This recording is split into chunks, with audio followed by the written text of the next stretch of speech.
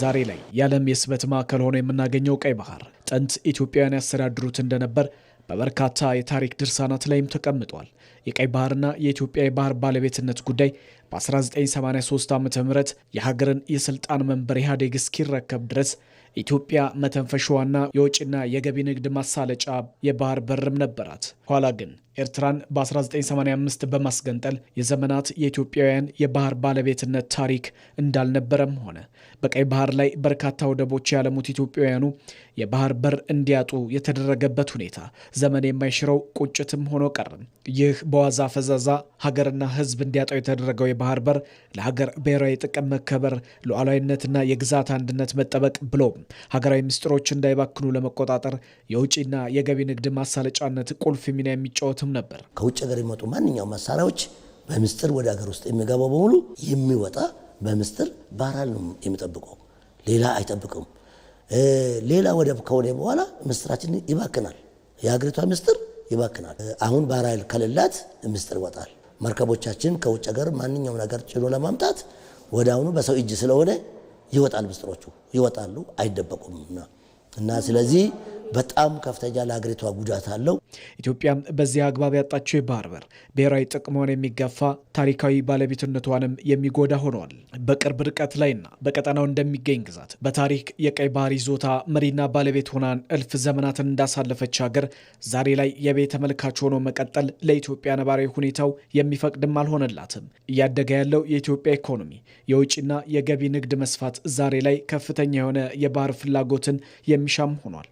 130 ሚሊዮን የሚገመት ሕዝብ ያላት ኢትዮጵያ በሰላማዊና ዲፕሎማሲያዊ መንገድ የባህር በር ልታገኝ የምትችልባቸው መንገዶች ሁሉ የትውልዱ ጥያቄ አድርጋ እየሰራችም ትገኛለች። ሆኖም ይህንንም የተገነዘበ ኢትዮጵያ የባህር ባለቤትነቷ እንዲረጋገጥ ፍትሐዊ ለሆነ ጥያቄዋን መልስ የሚተጋ ትውልድ ዛሬ ላይም ተፈጥሯል። ኢትዮጵያ በዓለም ላይ ካሉ የባህር በር ከሌላቸው አገሮች ውስጥ 25% በላይ ሕዝብ የሚኖረው ኢትዮጵያ ውስጥ ነው።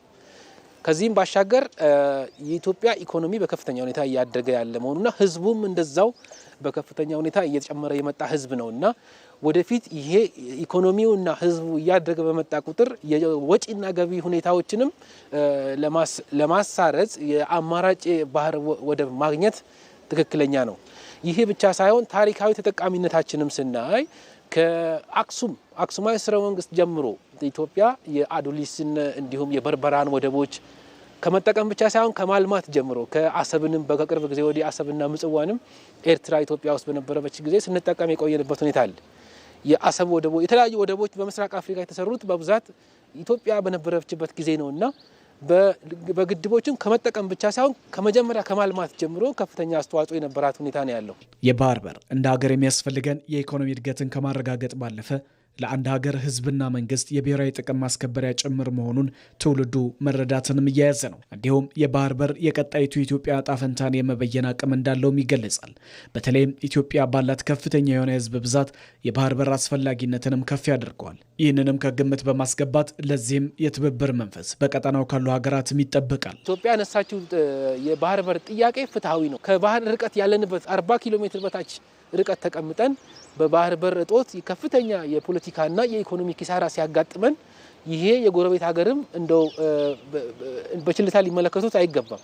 ስዊዘርላንድ ለምን አልተጎዳችም በባህር ወደብ በማጣቷ ብለን ብናነሳ በአውሮፓ ህብረት አማካኝነት የተለያዩ ወደቦችን በነፃ ማግኘት በመቻሏ ነው። በኢትዮጵያ ከ3 አስርተ ዓመታት በላይ በትውልድ ውስጥ ታፍኖ የኖረው የባህር በር ጥያቄ ጉዳይ አሁን ከፍ ብሎ መነሳቱ ወደ ቀደመ ታሪክ ከፍታ ሀገርን የመመለስ ብሎም የሀገርን ሁለንተናዊ ብልጽግና ለማረጋገጥ በመደመር መንግስት የሚደረገውንም ጉዞ እውን ለማድረግም ያግዛል።